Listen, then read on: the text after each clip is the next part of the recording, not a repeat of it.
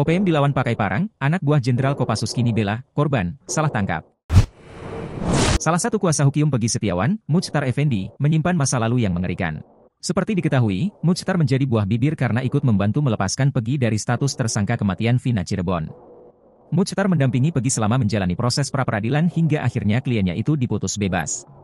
Menyandang status sebagai pensiunan Jenderal TNI, siapa sangka, Muchtar pernah menjalani masa lalu yang cukup mengerikan. Sebab, ia pernah terlibat kontak langsung dengan organisasi separatis di Papua yang kerap bikin teror, yakni OPM atau KKB. Mengutip Tribunnews.com, Muchtar pernah menjadi anak buah Prabowo Subianto yang sebentar lagi akan dilantik menjadi Presiden RI 2024 hingga 2029. Saat itu, Prabowo menjabat Danjen Kopassus. Sedangkan Muchtar prajurit dari Batalion Infanteri 330.